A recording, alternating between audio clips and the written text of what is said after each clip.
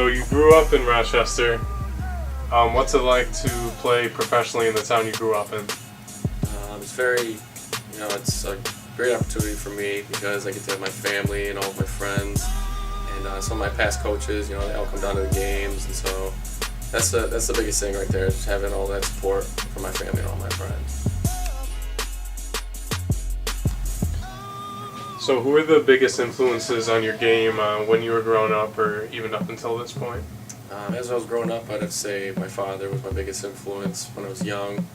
He would always take me to the YMCA right across the road here, every day before school actually, and he really helped me develop my game and showed me the ways of the game. And then as I progressed, I'd say the whole Athena program really was a big step for me. I grew up in that program all the way from 7th grade until I was at varsity. So yeah, I'd have to say my father and the whole Athena program. Hi, I'm Mike Setzer, JV basketball coach and assistant varsity coach here at Athena High School. So I remember seeing Casey play. I want to say he was in like 6th grade. We used to do a fundraiser for the basketball program here where we would referee games. We'd bring in youth basketball teams, so GBA and things like that. And I remember reffing a game that Casey was playing, and I remember I was really amazed what a 6th grader could do. Usually kids that are in 6th grade, they don't stand out that much. But first of all, he was tiny, but he was the best player on the floor, and he was lefty, so that made him look cooler because lefties always look better. But I just remember he could. Already at that level, he could really shoot threes pretty well, and get to the hoop pretty well. So I remember being right away thinking, oh, that's an Athena kid, that's good. And I coached his older brothers before, so it was kind of nice to know that there was another good player coming up, and being familiar with the Sheehans. But yeah, I would say 6th grade is the first time I remember being impressed with what he could do. Tiny.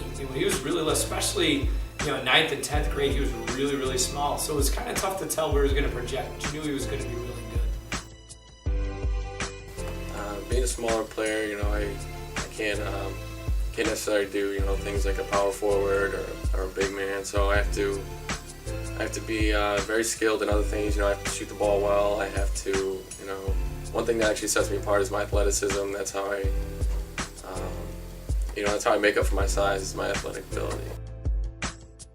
Strength training, agility training, and practice. And he got so much better. And I think that's what the big takeaway is for kids. Don't limit yourself.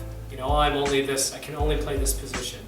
I can only stay on the perimeter, and really put the work in the offseason. Because Casey's a great example of what hard work can do for you.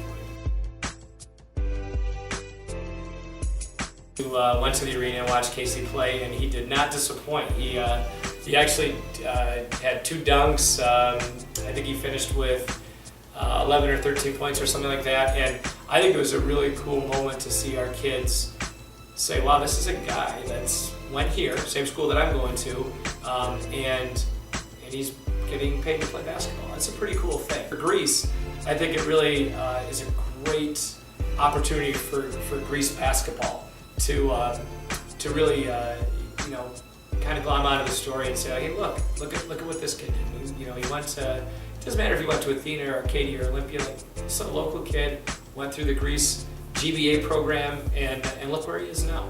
So I think it's going to have, and I think the longer he stays, the more impact it's going to have on our